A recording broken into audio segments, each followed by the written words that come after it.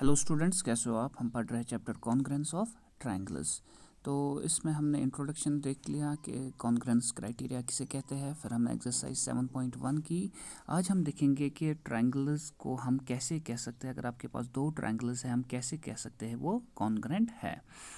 अब मिसाल के तौर पर आपके पास दो ट्रायंगल्स देंगे, आपको कहेंगे क्या ये कॉन्ग्रेंट है कि नहीं। आपके पास इसके लिए 4 रूल्स है।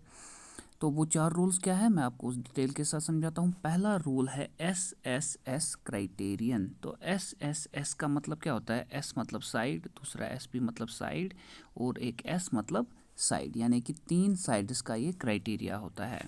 अगर आपके पास दो ट्रायंगल्स है तो उनके तीनों साइड्स एक दूसरे के बराबर है, यानी कि इसका 3 सेंटीमीटर, यहाँ पर भी 3 सेंटीमीटर, यहाँ 4, यहाँ 4, यहाँ 5, यहाँ 5, यानी कि इनके जो साइड्स है वो एक दूसरे के बराबर है।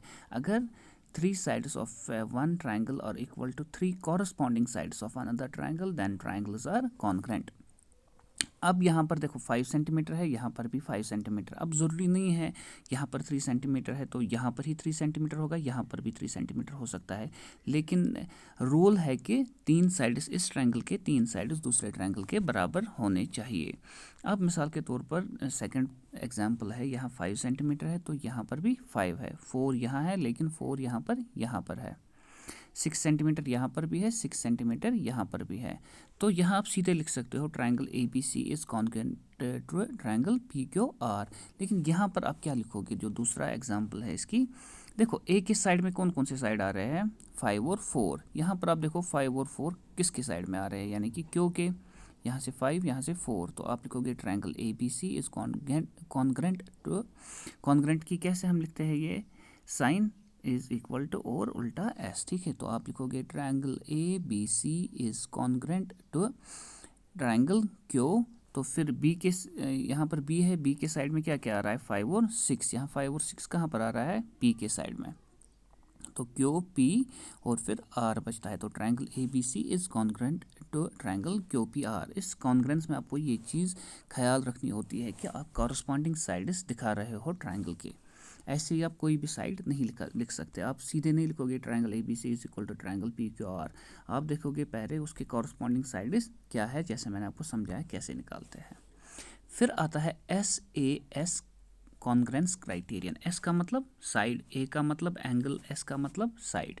तो अगर कॉरस्पॉन्डेंस में दो साइड्स और एंगल जो उन दो साइड्स में इंक्लूड होगा, ये दो साइड्स अगर है तो इन्हीं के बीच में जो एंगल होगा, ये दो साइड्स है तो इन्हीं के बीच में जो एंगल होगा, अगर वो बराबर होंगे दूसरे ट्रायंगल के दो साइड्स और उनके बीच में जो एंगल है, तो हम कहेंगे ट्रायंगल्स कॉन्ग्रेंट है बाय SAS क्राइटेरियन। यहाँ पर साइड साइड, ठीक है, 4 सेंटीमीटर 4 सेंटीमीटर 5 5। तो इन साइड्स के बीच में जो एंगल आता है 60 डिग्री यहाँ पर और यहाँ पर 60 डिग्री, तो हम कहेंगे triangle ABC is congruent to triangle PQR, ठीक है। यहाँ बीच में आ रहा है एंगल B, यहाँ पर भी बीच में आ रहा है एंगल Q। तो यहाँ पर जो एंगल C है साइड में आ रहा है राइट साइड से और R आ रहा है राइट साइड से, तो ये क्राइटेरियन भी ठीक है। तो कॉरस्पॉन्डेंस में हमने इसको ऑलरेडी लिखा हुआ है। फिर आता है ASA कॉन्ग्रेंस क्राइटेरियन। अब A का मतलब क्या है, एंगल, S का मतलब साइड और A का मतलब एंगल। तो अगर कॉरस्पॉन्डेंस में दो एंगल्स और उनके बीच में जो साइड है, ये दो एंगल्स है और जिस पे ये बने होंगे, जहाँ पर इनकी बेस होगी, यहाँ पर 55 65, जहाँ पर इनकी बेस है, वो होंगे बराबर एक दूसरे के, तो हम कहेंगे ट्रायंगल्स है कॉन्ग्रेंट। यानी कि ये तीसरा रूल है, ट्रायंगल एंगल साइड एंगल। तो triangle ABC is congruent to triangle PQR। देखो B के पास कौन सा एंगल है, 55, Q के पास क्या है 55, ठीक है। तो C के पास क्या है 65, R के पास 65। तो ABC is congruent to triangle PQR। फिर लास्ट क्राइटेरियन है जिसे हम कहते हैं RHS कॉन्ग्रेंस क्राइटेरियन, यानी कि राइट एंगल, हाइपोटेन्यूज और साइड अगर बराबर होंगे दूसरे ट्रायंगल के, राइट एंगल, हाइपोटेन्यूज और साइड। देखो आपके पास अगर दो राइट एंगल्स है तो आपको पता ही है दोनों ट्रायंगल्स के ये जो एंगल्स होंगे वो बराबर होंगे 90 डिग्री, 90 डिग्री यहाँ पर भी होगा। अब आपको देखना है इसका जो हाइपोटेन्यूज होता है वो क्या होता है, राइट एंगल के बिल्कुल अपोजिट।